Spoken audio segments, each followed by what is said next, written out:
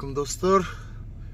Мэриленд штаты. Эртең менен турсак, жаңы жылда жаабаган кар жаап салыптыр. Терезелердин баарын тазалаш керек экен. Абдан катуу жаап атат кар. Жолго чыгалы дегенбиз. Азыр бир сыйра тазалайбыз, жолго чыгабыз.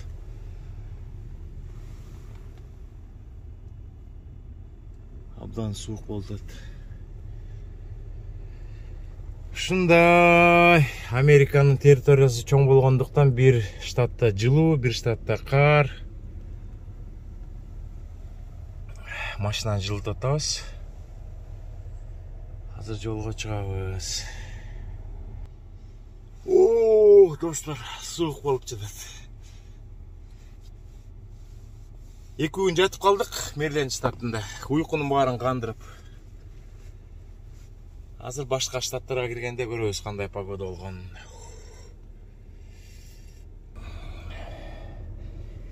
Терезени кичине тазалаганда эле тоңуп калдым. Азыр могу лобойду тазалаш керек. Машинаны жылытып алып анан. Так, достор, лобойду тазалаш үчүн эчтеке жок, салафанды колго кийип алып тазаламаш болот.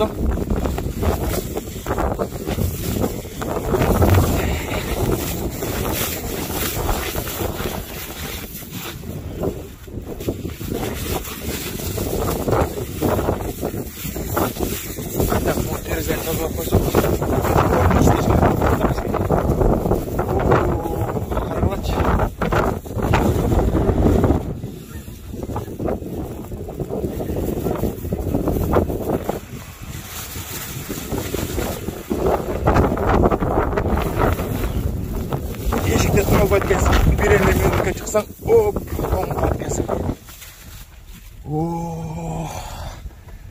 Кана лобой иштейт бекен.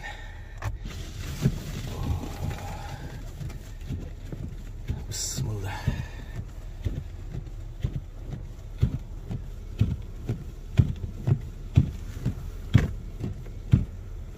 Достор, мына жердин баары тайгалак болуп, машиналар тайгаланып, толтура машиналар жүрө албай тайгак болуп атат. Көчө муну билгенде эрте эле чыгып кетмекпиз. Ой, тайгаланып атат машиналар. Мэриленд штаты, Вашингтон ДСге жакын жерде калып калганбыз 2 күнгө. Эс алалы деп. Бүгүн жолго чыгалы десек, кар абдан калың жаап салды. Мына машиналар көрүп атасыздар. Кыбырайт. Кумурскадай кыбырап баратабыз. Бул жакта карасак, трафик 6 саат 16 минут трафик болот деп атат. Бул эмне деген шумдук.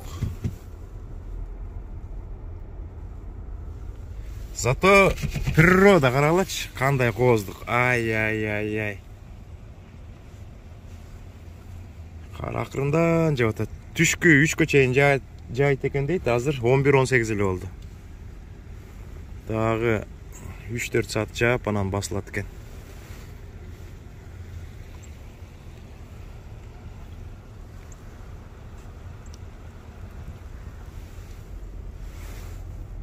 Ушундай иштер. Азыр Мэриленд менен Флориданы салыштыргыла. Флоридада жыргап жүрүшөт футболкача. Мэрилендте ушундай тайгакта трафикте турушат. Опа, булардын баары, муздардын баары түшүп атат.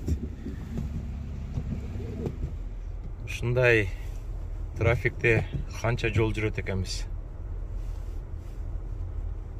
Машиналардын баары кыбырайт. Бул жолдо кээ бир машиналардын дөңгөлөгү лысый, кээ бирлеринин дөңгөлөгү жаңы. Зато погода сонун экен, карагалачы. Бүгүн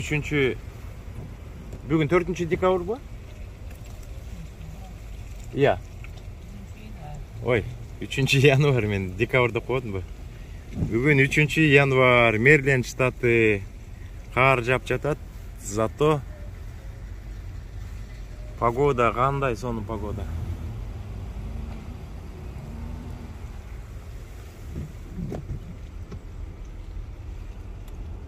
Машиналардын баары кыбырап кетип атат. Жол жылтырайт. 1 менен кетип атабыз, 0 менен кетип атабыз. 7 saat 48 minut tрафик дейт го. Бүгүн анда ашып кетсе, bir күн жүрсөк, бир 5-10 эле майл жүрөбүз го дейм. Суу кар жааган үчүн машиналар тайып атат. Мына жакта бактар, анча-мынча бактар кулап атат. Бая суу болгон үчүн көтөрө албай. Бул жакта бир машина капталынан туруп калыптыр.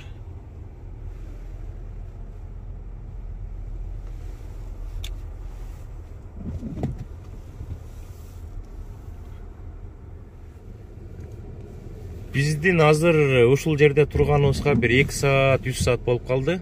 Бирок болгону биз жарым майл эле жүрдүк. Мына GPS азыр көрсөтүп аткан. Дагы 6 saat 46 minut ушул жерде турасыңар дейт. Мына жолдун баары кызыл. Кичине жылып коебуз, кайра токтойт. Кичине жылып коебуз, кайра токтойт.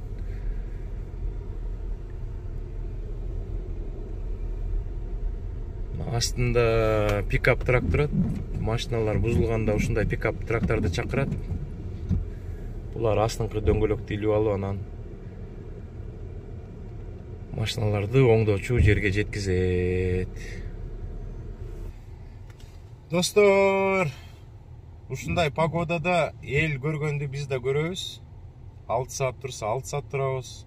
Биз Мэриленд штатында 2 күн гостиницага калып, жакшырап эс алып алып, анан жолго чыгалы дегенбиз. Бүгүн деле калып калсак болмок экен. Карды өткөрүп коюп, эртең кичине жол тазаланганда чыксак жакшы болмок экен. Ушундай учурларда машиналар бири-бири менен сүзүшүп алат. Анан көп мекендештер суроо берип калат. Ошондой абалда эмне кылыш керек деп. Бул эки адамдын ортосунда сүйлөшүүдөн чечилет. Эки адам полицейский чакырбайбыз. Күнөөлүү киши, күнөөсүз кишиге определенный акча төлөп берип, өзүң оңдотуп ал десе, тиги киши макул болсо, андай экөө сүйлөшүп алып эле кете берет. Эгер күнөөсү жок киши, жок мен полицейский чакырам десе, анда полицейскийди күтүш керек. Полицейский келет дагы ар бир адам менен өз алдынча сүйлөшөт, ситуацияны көрөт. Анан кимдин күнөөсү болсо, ошонун иншуренсный компаниясынын данныйларын күнөөсү жок адам калып берип коет. Анан күнөөсү жок адам сүрөткө тартат, бая доказательство болуш үчүн. Анан иншуренсный компания менен сүйлөшүп, өзүнүн чыгымдарын толуктоп алат. Иншуренсный компания кээ бирде полный акчасын төлөп берет. Анан тиги сүзүлгөн машинаны өзлөрүнө алып калып, анан ар кандай жанагы аукциондорго өткөрүп арзан элечи.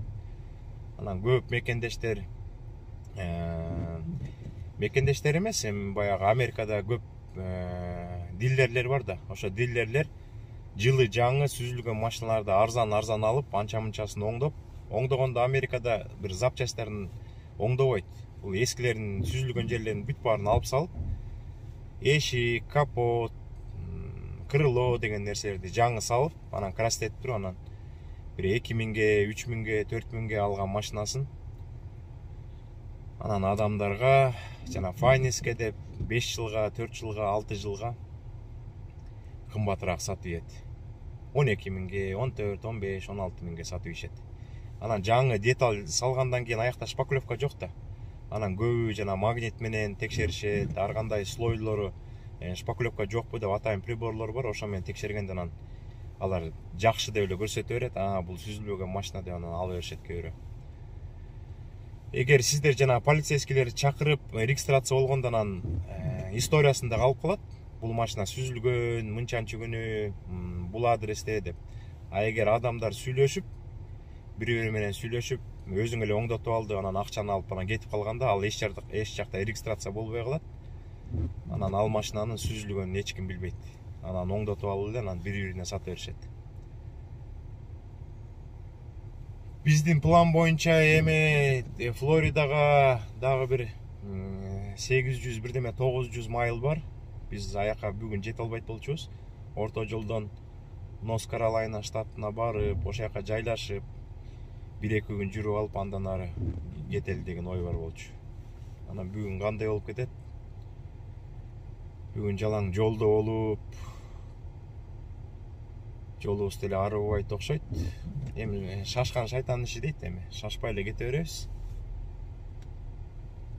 Ошондой достор, Американын территориясы чоң болгондуктан бир штатта азыр жылуу, ылдый райондордо.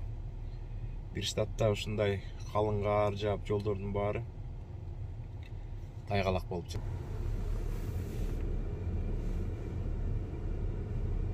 Бирок жолдогу мына карларды көрүп атасыздар. Бул жака туз сээп кетишти. Туз сепкенине карабай, машиналар көп. Жылбай жатабыз. Дрон дагы күтүп жатат. Качан Флоридага жетип, бир Майамини, Орландонун үстүнөн учайын деп. Анан көп мекендештер дагы сурап калат. Көп жол айткам. Кыргызстандын правосуна бул категорияны бастырып атабыз, тиги категорияны бастырып атабыз деп. Грузовой машина айдаганыма 5 жыл болду, 10 жыл болду деп. Кыргызстандын правосы Америкага иштегенге жарабайт достор. Бул жака келсеңиздер, ар кайсы штаттардан 1 ай, 2 ай, 3 айга чейин жеңил машина, тааныштарыңардын машинаңар болсо, же болсо арендага алабы айдасаңыздар болот. А так ал срок бүткөндөн кийин даже жеңил машина айдай албай каласыздар. Ошон үчүн надежда кылбаңыздар, Кыргызстандын правосу менен келип бул жака иштейм деп. Американын жөнөкөй жеңил машина айдай турган машинасын алып, андан кийин такси айдайм десеңер 6 ай күтүп, экспириенс алып. Эгер трак айдайм, бокс трак айдайм деген мекендештер болсо, анда өзүнүн керектүү экзамендерин тапшырып, трак школага барып, 1-2 жума окуп, андан кийин роуд тестке барып, андан кийин правосын алгандан кийин иштесе болот. Кыргызстандан, Россиядан, Европадан алып аткан опутуңар бул өзүңүздөр гана үчүн. Америкага келгенде опут таза барактан башталат. Сиздер бул жака келгенде Кыргызстанда, Россияда, Германияда 10 жыл иштептир, кой иншуренсин арзан кылып берели деп айтпайт. Бул жака жаңы иштей баштаганда ошо 0дон башталат да, иншуренс көбүрөөк төлөп каласыздар. Анан кийин убакыттын өтүшү менен опут пайда болду деп иншуренстин компания акырындан иншуренсиңерди акырындан азайтып берет достор. Биз анда жолубузду уланта берели. Жылуураак штатка барганда видеону улантпасак, ато сиздерди кар менен, суук менен муздатпайлы. Кийинки видеодон жолукканча сак саламатта болуңуздар достор. Биз болсо кыбырап кете берели.